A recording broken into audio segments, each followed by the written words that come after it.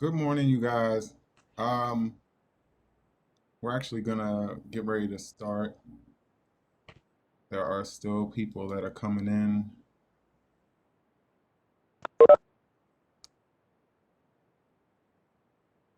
So, yeah, which is weird because the room is actually unlocked.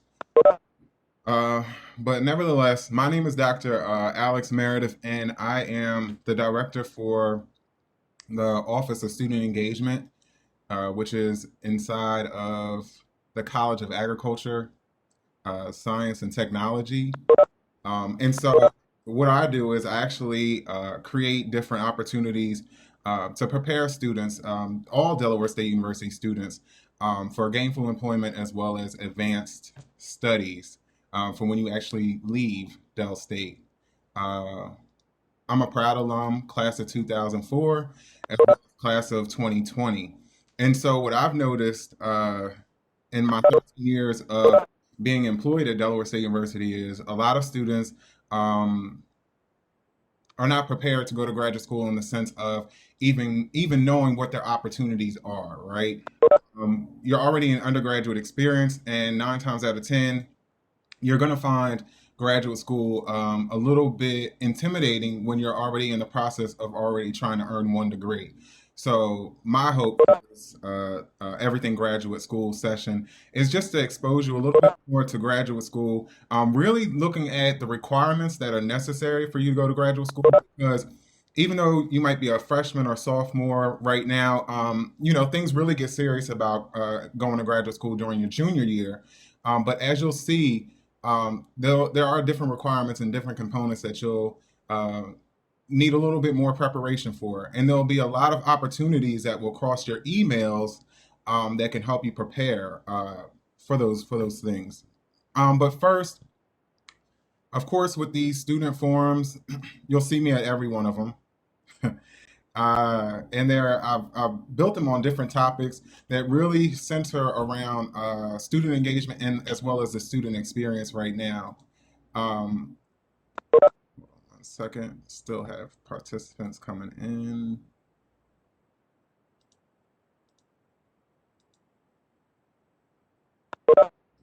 So a lot of participants coming in.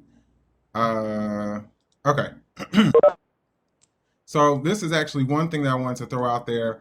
You know that the college is doing uh, weekly forums twice a week. And essentially, I've gone ahead and done a little bit more of revamping it, so to where it's not just you guys come in and talking about several different issues that you might have, but really making it a place where you can really get more information about the university while you're not at the university in an effort to more or less retain you and to educate you. So when everything is normal and you're back on campus, you're already exposed to it, and you can say your junior year, hey, I saw this opportunity. Is it still available? Blase, blase, blah. So of course, to get you guys' attention through a gift card in this, called the Golden Ticket. So 30 minutes before, the forums are on Mondays and Thursdays at 5 p.m. So if you check your email around 4:30, check for that golden ticket. If you present it in the actual forum, you get a $10 Wawa gift card. We're going to do weekly highlights to get you guys a little bit more acclimated to who the faculty are, staff, researchers. So we're going to highlight some of them as well as across my desk. So I don't want to say forever, but for a very long time, the internships, scholarships, opportunities for graduate school have always crossed my desk. And if you see your emails, you see Alex Meredith, that's me. Uh, so each week, I'm going to make sure that.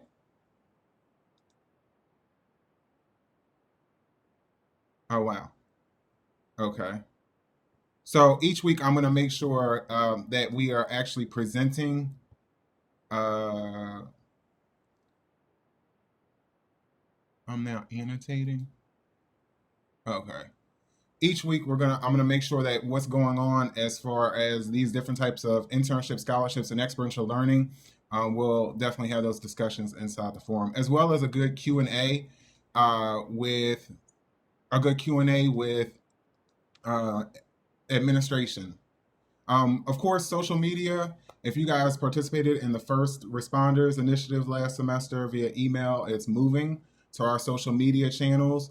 If you screenshot this and add yourself, you'll definitely get information about what's going on within the Office of Student Engagement as well as the scholarship program. If you guys have different opportunities that, not opportunities, but things that you're doing that are engaging with the community, please make sure that you forward it here so that we can spotlight you.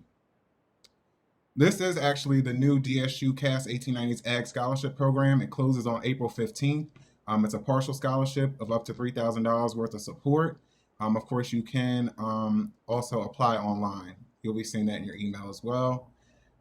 This is the next DSU CAS OSE forum, which is going to be on why I became a PhD. And so we'll have all PhDs that are alum come in and talk to you guys really about their PhD journey and what they currently do now with their PhD. Also, we have a Black Males Initiative that's starting. So any Black males that are interested in a Black Male Initiative, please just email me directly. And then moving into everything graduate school. So what is graduate school? Of course, in this little discussion, at the end, I'm going to also bring on students that are currently in the process of either applying and or have successfully applied to graduate school. And so graduate school constitutes an advanced program of study focused on a particular academic discipline or profession. Traditionally, graduate school has been academic, centered on generating original research in a particular discipline, but it may be professional, centered on developing skills and knowledge for a specific profession or a combination of both. And so, like I said earlier, why discuss graduate school so early in your college journey? Of course, preparation for testing, taking on experiential learning opportunities that are available right now, and definitely finding funding sources early. I am going to infuse in a little bit of my experiences, especially since I was a Dell State student. And for me, I actually, now I think about it, I went to grad school because it was fully supported financially. So I did go to Dell State, and then I went on to North Carolina A&T, and then to Southern Illinois University, Carbondale. So for me, it was a no-brainer. I knew that I always wanted to be in education, even as a kid, and I also knew that to be in education, at some point in time, you're going to end up having to have to earn your terminal degree, right? So usually in education, people pay you more for the amount of education that you actually have attained. And of course, in many careers, it's like that. And then sometimes, definitely, the exception is depending on the experience in which you actually hold, can make a big difference as well. Why is graduate school different from undergraduate? An undergraduate experience, compared to undergraduate studies, graduate school is a more concentrated course of study with greater expectations for the quality and quantity of your work. Graduate programs also entail um, focused studies in a specific discipline with fewer elective possibilities, rigorous evaluation of your work by professors and peers, smaller classes with much student interaction, work experience via internships, teaching, or research. That research is really what they were just talking about in the previous slide when they talked about you having to create your own work. Production of original research as well. And so that production of original research, like I said, if you're looking around in your experience right now, there are a lot of opportunities, a lot of laboratories available that if you approach a researcher, let them know what your interests are, that I'm more than sure that they would take you underneath their wing. For me, I'll never forget when I went off to North Carolina. I was always really good at being able to memorize and definitely take tests. And when I realized when I got there that it was going to be more all about writing and research, I definitely was ready to come home. So And I think really mentors matter as well. Who you are really surrounding yourself with, because at that time I had worked in the dean suite, and I became really close with a lady named Louise Stiff, and she was a budget analyst. And I can remember in the James W. Baker building in the garage coming home like a Christmas break, and I was helping her move stuff, and I was like, "I'm no, this isn't for me." And she just looked at me. And she's like, I'm not trying to hear that. I'm not trying to hear that. Like, you just got there. You'll be okay." And so, making sure that you definitely have the right circle around you really does matter. And I'm not saying somebody even that's older. I mean, even just peers, because there is something called the peer effect, and it really does matter. Graduate degrees are available in almost any subject and come in three levels: master's, specialist, and doctorate. Depending on the graduate, yeah, depending on the graduate school program and degree level you desire, your program requirements and links will vary. So you can go from 2-year MS program to a 4-year doctoral program.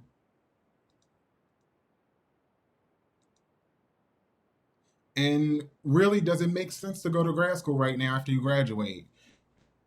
Can I get one person just to give me their thought on that? And you can just unmute yourself.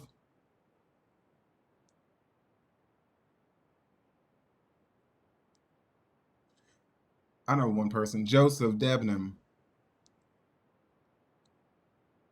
Does it make sense to go to grad school? It won't let you unmute? Wow. Okay. Well, we'll try that when we come back together. All right. So, does it make sense to go to grad school right after you graduate? Sometimes yes. If an organization like National Science Foundation's Bridge to Doctorate is going to support you, yes. If you have an employer, a lot of times we had, well, we still do. We have 1890s national scholars through the USDA, and they will actually. You're supposed to go directly into 4 years of federal employment, but what they will let you do is offset that until you actually do finish your graduate school work, or if a university offers you a fellowship or an assistantship. Those things I think really matter because they're like a once in a lifetime opportunity, especially if somebody is going to pay and fund you to go to graduate school. Yes and no, depending on your field of study. A lot of times, if you're looking at the area of psychology, in that career field, you really it's essential. You need at least a master's degree. Um, yeah, to do what you want to do. Also the necessity of an advanced degree in your field of study for a career advancement. Maybe you're in nursing, and then years later, you want to become a nurse practitioner. Also, what plays into all of this is your lifestyle. Are you going to be single? Are you going to have a family? What types of debt are you going to have? Are you going to already have student loan debt? Are you going to live within your means? Are you going to live outside of your means? And you're willing to live outside of your means because you're willing to work harder. And then also looking at the research from the job market as far as job projections or job growth projections. These are definitely different things that you have to consider because at the end of the day, graduate school is a lot of hard work, and it also is a lot of time, and it could potentially be a lot of money. So map out what you want to do. I remember as when I was a recruiter, and I would go to high schools and I would talk to students. The number one thing that they would always the first thing that they would want to know about, not necessarily Dell State, but I was there to recruit specifically for ag, natural resources, human ecology. Yeah, and that's pretty much it. The first thing they wanted to know was the money. Like, how much am I going to make? And so I always worked with the students, and we went backwards. Like, okay, well, what's your lifestyle going to be like? Is to meet what you would end up making in one of these degrees, walking entry level into the field.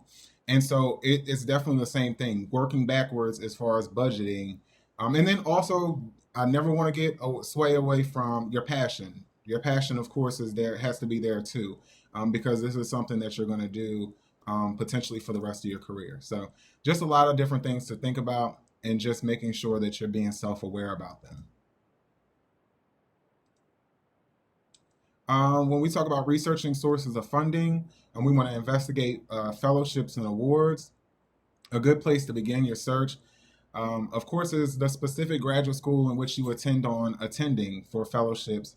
That institutions need based loans, assistantships, grants, as well as awards. In addition, students should explore outside resources, including professional associations aligned with your discipline. So, outside resources, not only just professional associations, but then also um, different government agencies. There are a lot of different government agencies that actually support uh, graduate students, and more specifically, they do through your faculty members. Your faculty members that write grants to do research, and then those faculty members write in, oh yeah, I'm going to have one or two graduate students do this type of work, and we're going to support them with this fellowship or this type of assistantship. So it's really important that you're making the connections with your faculty members right now, even if you don't want to go to Delaware State University. I want you to. But if you don't want to go to Delaware State University, I still think that you have to really develop a strong relationship with your faculty, because they know people. They have people that they went to graduate school with all across the country, sometimes all across the world. So you just never know what linkage is that you have sitting right before you. Also, um, when you think about looking at graduate school at another institution or at Delaware State University, always be mindful that somebody has to pick you up. Meaning, when you apply and you go through all those different hurdles, if everybody's sitting at the table and they say, we don't have an advisor for Dr. Meredith, then Dr. Meredith is not being admitted in.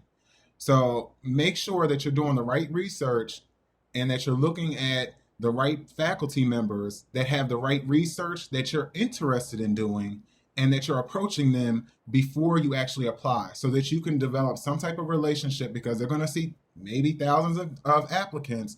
And if they can say, hey, that's so and so from so and so, and we talked about this, and it links with the research that I'm doing right now or that I'm going to be doing in the future, I could use them. Bam. 9 times out of 10, you could potentially be in there. And then also, if you guys want a screenshot, these are some national databases for graduate school scholarships.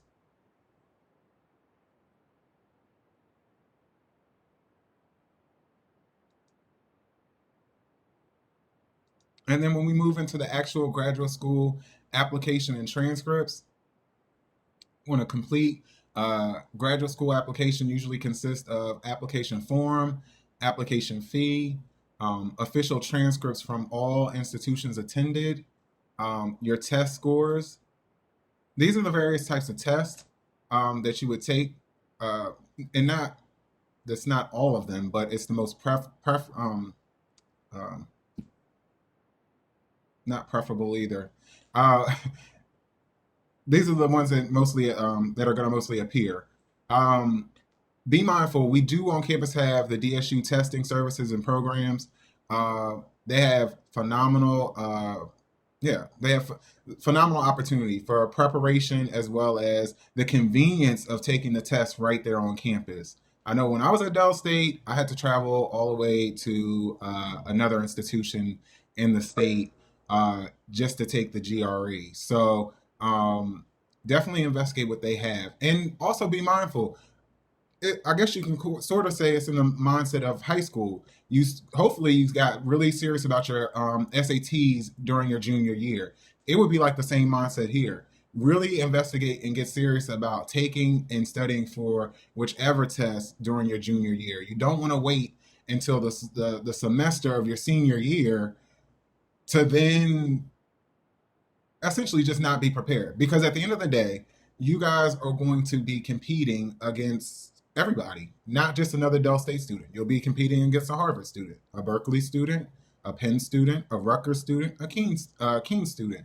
So please be mindful of that. Preparation really is everything. And that's the same thing with your application. Don't, at bare minimum, your senior year of fall of your senior year, you should be finishing off your application package. And I say that because there are different components and there are different people that also have to be involved in this process. Of course, your statement of purpose is important.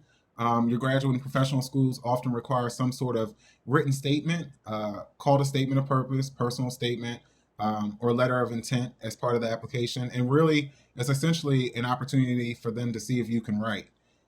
This is one really good site, statementofpurpose.com. And then your letters of recommendation. Your letters of recommendation should be a faculty member that can speak to your academic acumen. It can be an administrator that is familiar with your work ethic or career aspirations, or it can be a student org academic advisor that can speak to your maturity level, work ethic, and teamwork abilities. But please do not have somebody that you used to work for or somebody from, I don't know, an organization that's really not even associated with academia, or your manager from Dollar Tree. Like, it's got to be more reputable for what you're up against and what you're trying to accomplish as far as being a serious candidate. Now, this section, we're going to talk with our guest speakers, but I'm going to have to find out first how to unmute everybody.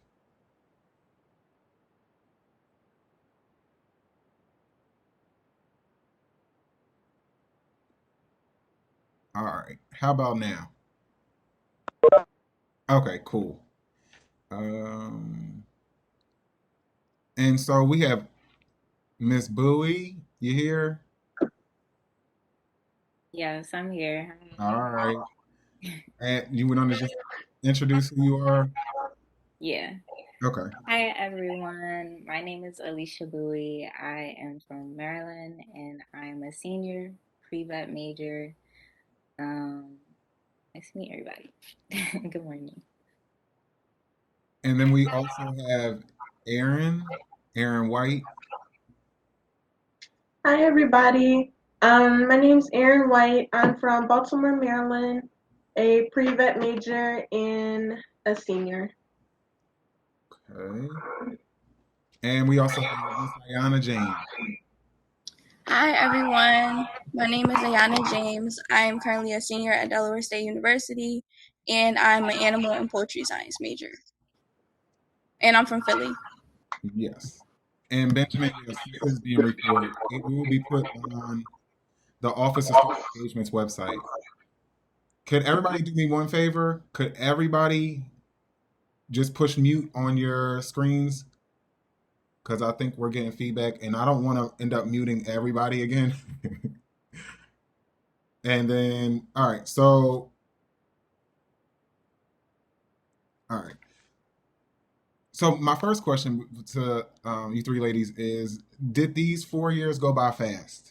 Because I knew Ayana before she got here, but I'm just wondering because actually, yeah, I'm gonna keep it real. When Ayana first got here, she was like, "It's gonna take forever, and this is gonna happen, and that's gonna happen." And I'm like, "I promise you, it's gonna go by so fast." You know. And then Bowie, yeah, like riding to Dover High School, yeah. So did it go by fast or not? I'll start. For me, it definitely went by super, super fast. Like how you said, like I overthink everything, and I just thought it was gonna take so long, and I was just so nervous. But it really went by so fast. I can't believe I'm about to graduate in May. So that's why I always say to just like whatever you feel like you're interested in, or you're like kind of want to do, or a club you kind of want to join, just join it because before you know it, you're about to graduate, and you don't want to regret nothing. So it definitely went by fast. I was gonna say the same thing as Ayana. It did go by fast, and COVID didn't help at all. So, and I always think the same as Ayana, participate in as many orgs as you can because you don't want the 4 years to go by and you haven't done anything. Okay. I would also like to add, like, just make sure you don't miss anything because the 4 years it does go by really fast. Like for real, for me, I feel like it was just last year was sophomore year and now senior, so it goes by really quick. And So yeah. something I forgot to ask you: what are you guys' career aspirations? Like, Well, what do you want? I want to be a small and exotic veterinarian. Okay, like, And oh, sorry. Aaron, go ahead. Oh, I want to be a vet specifically in research. Okay. I want to do research as well. For I want to specifically do parasitology in animals. So I want to go to grad school, master's thesis, and then do parasites in animals. Did you do anything like as far as internships that made you realize that you wanted to do research? Yes. So it's been a long journey of my research experience. People close to me know, like, starting out my sophomore year, I worked in Dr. Kyle's lab in the molecular genetics epigenomics lab, and I did plant research as a sophomore, and I did not like it. I was like, this is not for me. But that's why you have experiences, so you can know what you don't like, so you don't waste years doing it and then you realize it. So I worked there from my beginning of my sophomore year to the end of my junior year. And then I did a lot of like summer scholar internships, and I did an internship at UD actually like last summer, and we did parasites and horses, and I loved it. Like I couldn't get enough of it. I loved it so much. And then I actually just took a parasitology course with Dr. Matthews last semester, and I enjoyed it as well. So I was like, okay, maybe this is something I really want to do. So yeah. Okay. So my question to you guys is, did you ever find, like when you were a sophomore, junior year, or even during your senior year, did you ever find the application process for graduate school intimidating? And how did you deal with it? Um, Yeah. Or for me, yep, Aaron. sophomore year, I feel like I did because some of the pre-vet students who graduated already, they were here when I was here and they were in the process of applying and they were saying how much it was. So I didn't myself look at the process, so listening to them, it was a little overwhelming. Um, and then junior year, not as much, but when I was actually applying, it was a little overwhelming, yeah. Okay. So, Bowie, how did you deal with that as far as anxiety or trying to get in the groove of applying? Or did you just So not it think? was a bit stressful, but I just tried to look at the requirements that each college that I was applying for like had like because some of them they have like a breakdown of what you need and what you should put on your application, and if you don't have it, then don't apply. So just looking at the stuff that I needed and seeing like what I had already and what I already needed to do to prepare, that made it a little bit easier, but it was still stressful, like thinking about like what I had to get, but it like eased it a little bit, just having like a checklist of what I needed. So, my question is, did you guys all apply to multiple schools or just one? Everybody applied to multiple? Yeah, I applied to 3 schools. I applied to Virginia, Maryland, which is Virginia Tech and University of Maryland together, veterinary school, and I applied to Texas A&M and North Carolina State. Okay. Aaron, congratulations. Thank you. I applied to multiple. I applied to Tuskegee University, Virginia, Maryland, also, North Carolina State, also, and then Cornell. And you've gotten accepted?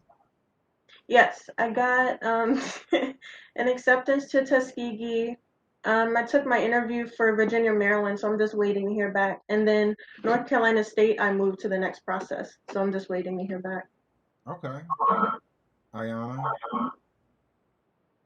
So my process is a little bit different for grad school. So all of my applications are like due in April, but I made sure to get all my stuff out early. So I applied to Delaware State University, University of Delaware, North Carolina State, um, and then University of Maryland Eastern Shore.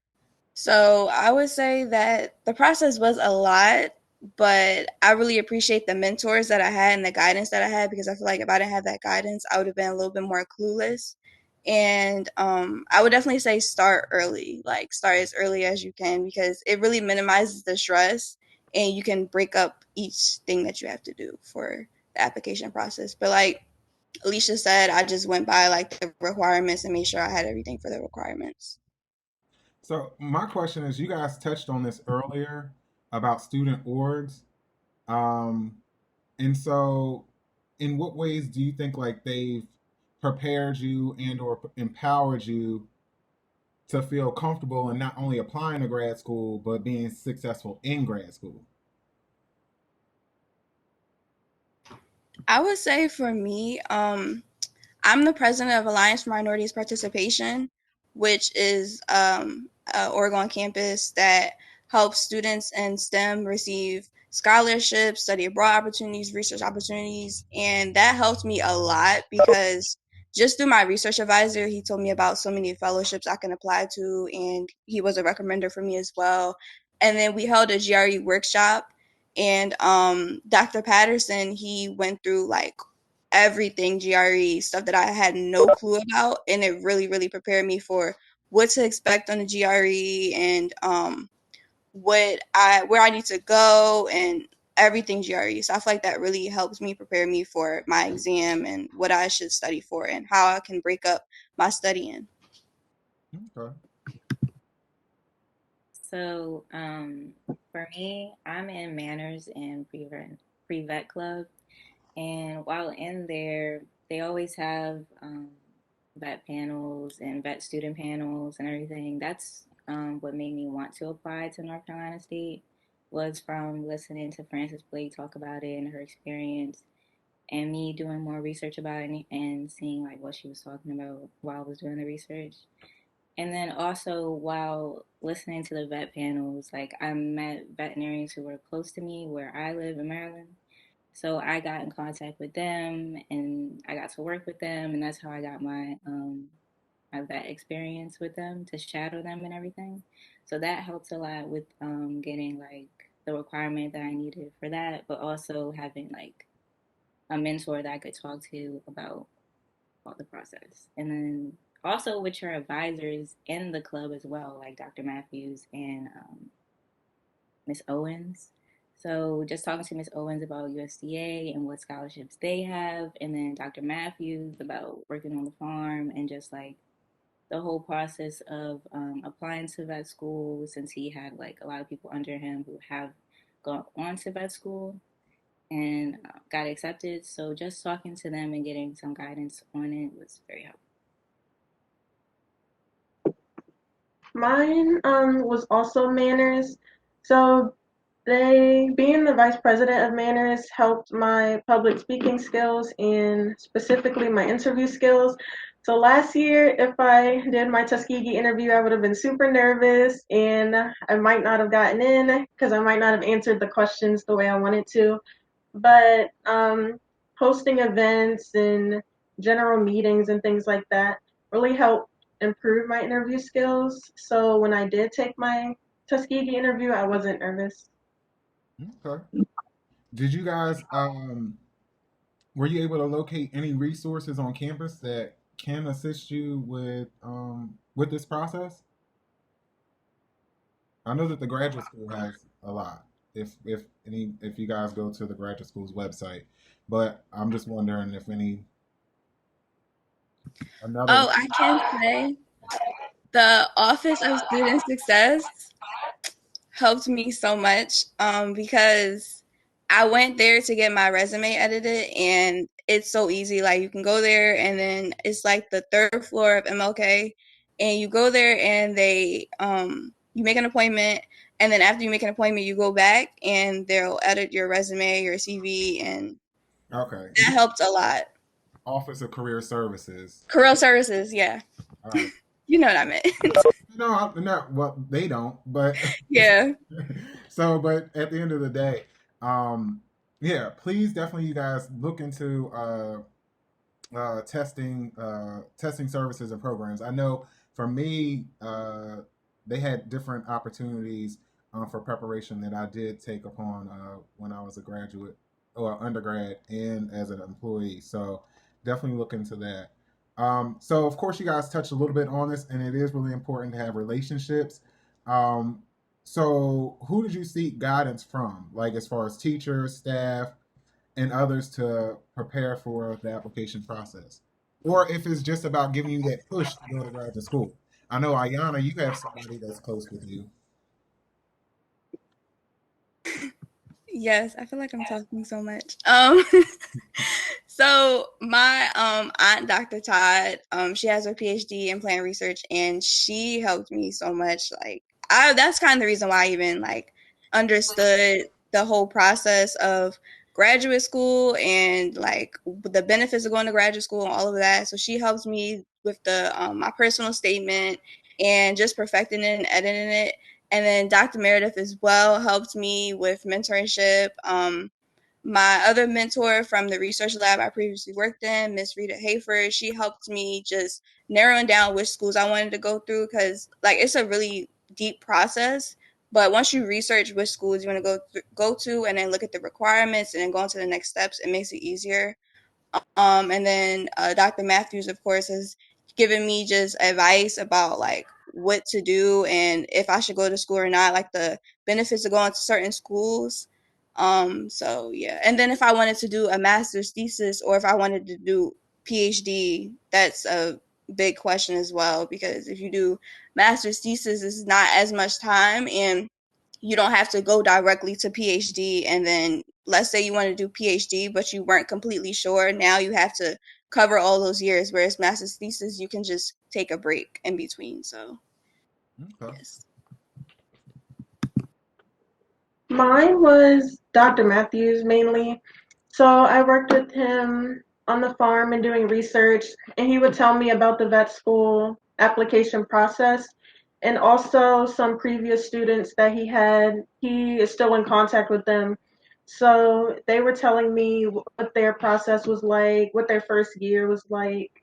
So definitely him and the graduate students from here. So I would say if you know someone who's in your major who graduated, keep in contact with them so you can get a first-hand experience on the process and how your first year is going to go. Yeah, mine's the same as Aaron's. Like I just talked to Dr. Matthews the most, I would say, like 'cause he had a lot of students under him who he mentored to get to vet school. So I think like me just talking to him the most was more helpful. But um, there are more people that you can talk to, like Miss Owen. She's very helpful about definitely about scholarships in the USDA, um, and like job opportunities in that as well. So, but I would say he was Okay. And then also, Ramara, to answer your question, everything right now is kind of, I wouldn't say shut down, but it's pretty virtual, meaning I'm more than sure my students are used to seeing me virtually than actually coming to my office.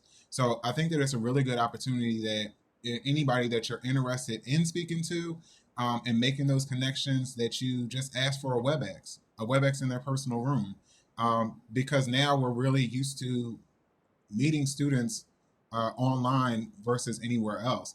Also, be mindful of the different university events that are going on.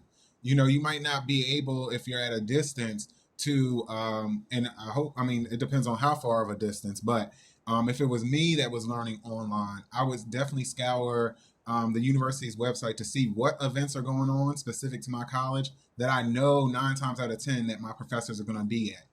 For instance, Dr. Cal used to do a summer symposium every year.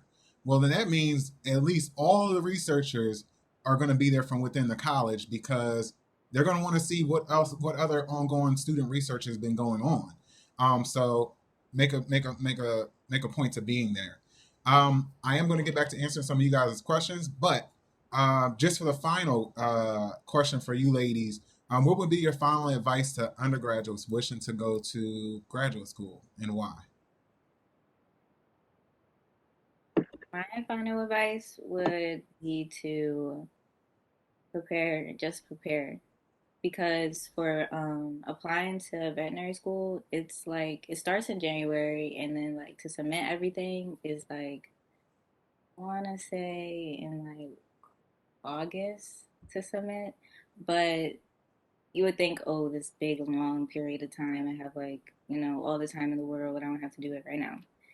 Starting early and actually getting it done like before, so you're not stressed and under pressure of waiting for recommendations or um, transcripts to come in, stuff like that, just to get it done like beforehand, and then to look on the websites about what when things need to be due, like supplemental applications, because some schools have that as well, which you got to do. Um, that's not a part of the regular application. So just staying prepared on what needs to be turned in and what time it has to be turned in is very important. So yeah. Yeah, I would agree with Alicia. Just start early, like as early as you can. I would just say for research experience, whether you're going to grad school or vet school or anywhere, like you need experience in the field that you want. So just try to get that experience as early as possible. Like even if you're not getting paid, you just work with a professor just for hours just to get that experience, like get your foot in the door because that experience goes a long way and that's going to help you within your field, as well as just getting yourself out there. Like those relationships that you build through your recommenders and your mentors is going to help you in the long run because it's going to build a stronger recommendation and that's going to help your application. So I would just say really build those relationships through events and anything that your mentors are holding, just go join. So yeah.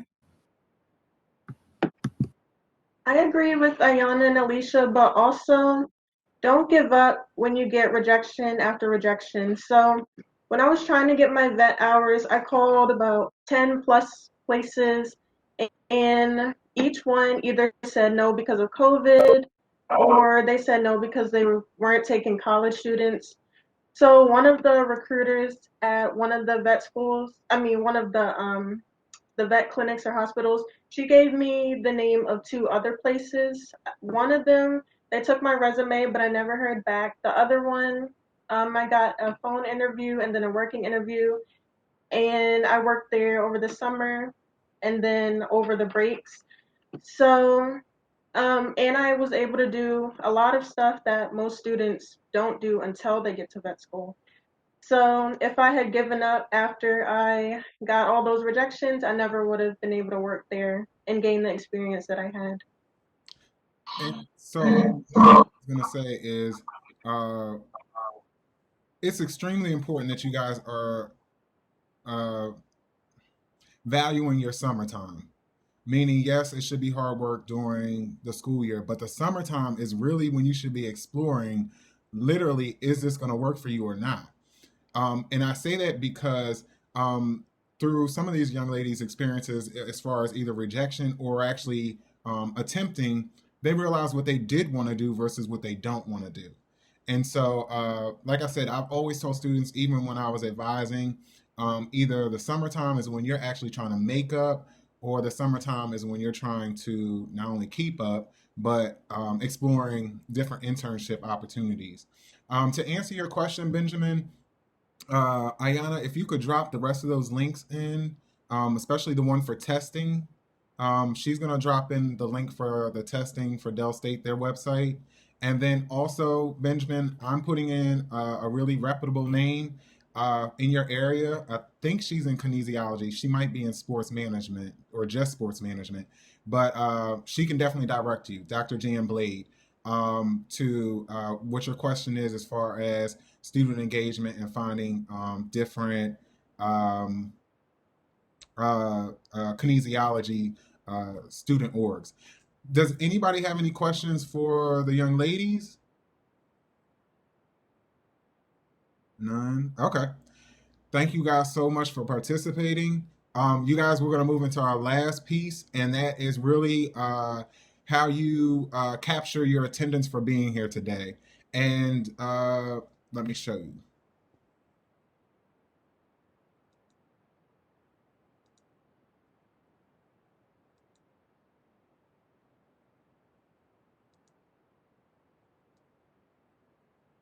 I don't know why this gets in the way, but from current.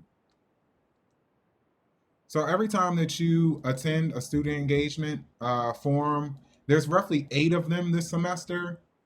There will always be a survey link. And this is actually, if you use or screenshot this QR code, it will take you right to the survey. So it's QR code as well as a link.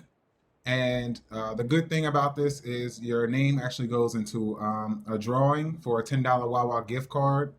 Of course, it's your way to sign in. I have had in the past some students input their information, but not their name. So that means there's no way of me knowing. Some of you guys are attending for university seminars, so I need your name. I need your university seminar teacher.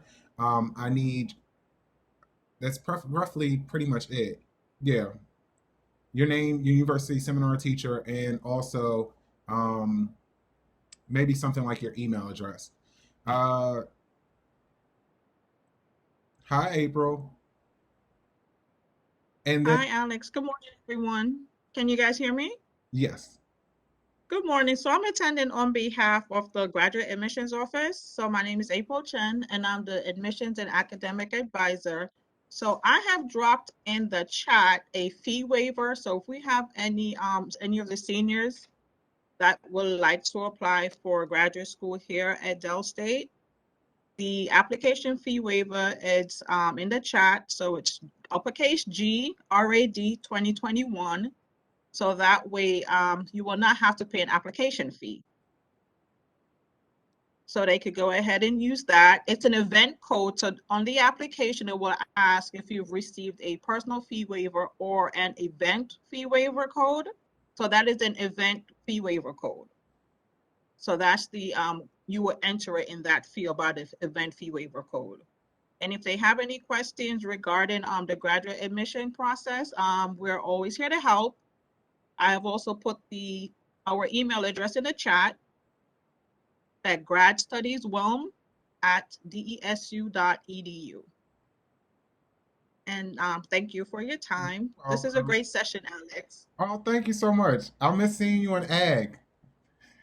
I know. I miss Ag so much, I swear. Okay, well, Ag is the sweet spot. yes, it is. Are you guys? I'm pretty sure that you're wondering why the survey's not working. That's because the survey is actually on a timer. So the timer for the survey is from 11:50 until 12:30, which gives you 40 minutes to actually answer the survey. So if you've done it right now or before 11:50, this is exactly what you'll end up getting.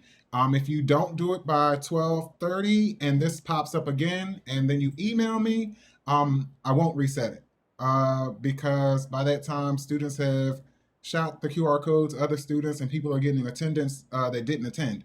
So that's pretty much how that's going to work as far as the survey. Any questions for me about the survey? Any questions for me about the forum? Okay.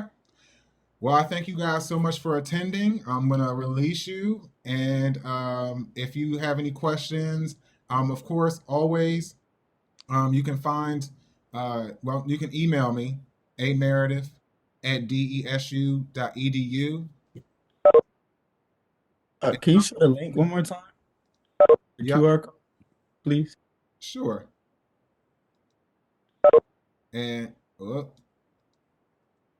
yep, that's the QR code. And then also it helps to provide feedback, letting us know what else you guys want to see as far as the student forum.